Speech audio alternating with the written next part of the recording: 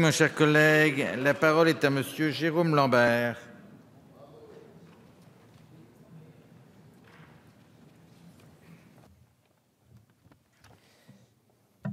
Merci, Monsieur le Président. Madame la Ministre, Madame la Présidente de la Commission des Affaires sociales, Monsieur le rapporteur, mes chers collègues, notre Assemblée examine donc ce matin la proposition de loi déposée par notre collègue Jean-Pierre Door et le groupe Les Républicains portant sur l'avenir de notre système de soins. Cette proposition de loi, qui a vu tous ses articles supprimés lors de son examen par la Commission des Affaires sociales, comporte 12 articles et porte une charge lourde contre des points clés de la loi Santé du 26 janvier 2016. Avec cette proposition de loi, vous désirez redonner, je cite, toute sa place à la médecine de ville en proposant diverses dispositions revenant sur la loi Santé, telles que le tiers payant généralisé ou encore le rôle de l'Agence régionale de santé, le rôle que l'Agence régionale de santé tient dans la problématique concernant les communautés professionnelles de santé.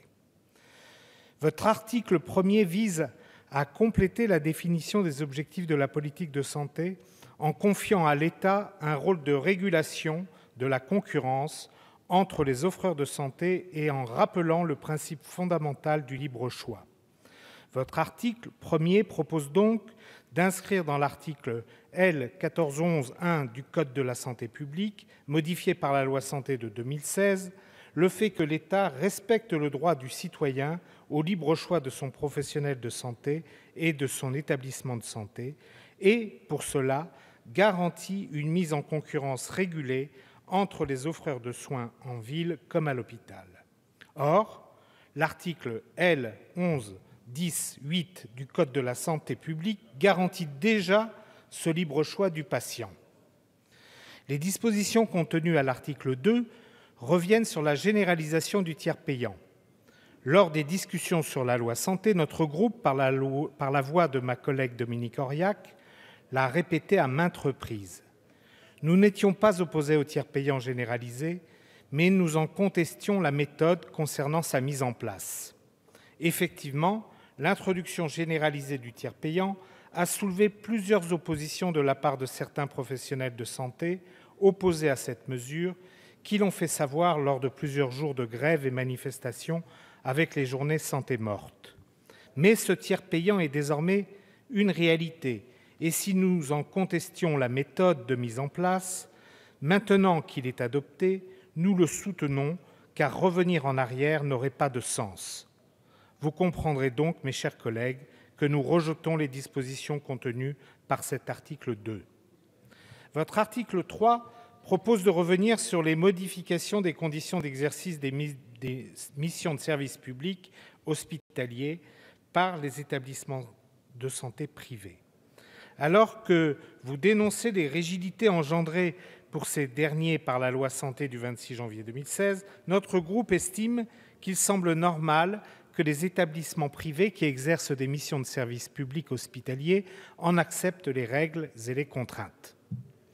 Concernant l'expérimentation relative à la transformation du statut juridique des établissements publics de santé pendant une durée maximum de 5 ans ou en un statut d'association ou en fondation, ces dispositions contenues à l'article 4 de votre proposition de loi nous semblent pas opportunes. L'article 5 porte sur la durée des autorisations accordées par les agences régionales de santé aux établissements de soins. Vous désirez que cette durée doit être la même pour tous les établissements, quel qu'en soit leur statut. À ce titre, cette mesure, comme l'a rappelé notre collègue Bernadette Laclais en commission, semble superflue, car l'article L. 6122, alinéa 8 du Code de la santé publique ne prévoit pas de différence de traitement selon le statut de l'établissement. Certes, votre mesure sert à assurer une meilleure sécurité juridique, pour reprendre vos termes, mais là aussi, cet alourdissement législatif ne nous semble pas opportun. Concernant l'article 6, vous désirez créer un nouvel outil, les plateformes territoriales d'appui de la médecine libérale, en élargissant à la médecine libérale les plateformes territoriales d'appui créées par l'article 74 de la loi Santé de 2016. Vous avez dit, monsieur le rapporteur, en commission des affaires sociales, que les professionnels de santé, les médecins et les autres, en étaient écartés. Mais le décret d'application de ce même article 74 est en cours de concertation avec eux. Laissons du temps au temps et à chacun de prendre ses responsabilités et de participer au débat afin de défendre leurs intérêts le cas échéant. Avec l'article 7, votre but est de supprimer des décisions prises par les ARS en renforçant les communautés professionnelles territoriales de santé qui devraient uniquement être issues de projets venant du terrain et de la volonté des professionnels de santé et non des ARS. Votre article 8 propose une régionalisation des épreuves classantes nationales et remplace donc ces épreuves par des épreuves interrégionales organisées dans 5 grandes interrégions, Île-de-France, Nord-Ouest, Sud-Ouest, Sud-Est et Nord-Est. Et les places seraient définies pour chaque spécialité en fonction des besoins démographiques de la région. Diverses dispositions portent encore sur la création de centres ambulatoires universitaires, à l'article 9, ou encore sur l'autorisation des pharmaciens qui délivrent des médicaments d'avoir accès à l'historique de remboursement de médicaments d'un patient, à l'article 10. À ce titre, notons qu'actuellement, le pharmacien dispose du dossier pharmaceutique qui retrace l'historique de la délivrance des médicaments. Dès lors, ces dispositions nous semblent superfétatoires. Si les dispositions contenues dans les articles 8 à 10 nous semblent superflues, nous comprenons votre intérêt pour la remise d'un rapport gouvernemental au Parlement visé par l'article 11 de votre proposition de Chers loi. collègues, un peu de silence, s'il vous plaît. Nous écoutons l'orateur. Toutefois, cet article sur la remise d'un rapport portant sur les conditions de mise en place d'un parcours de prévention en matière de santé tout au long de la vie, donnant lieu à la signature d'un contrat conclu entre l'organisme compétent et l'assuré, s'engageant à être acteur de son maintien en bonne santé, peut soulever des questions.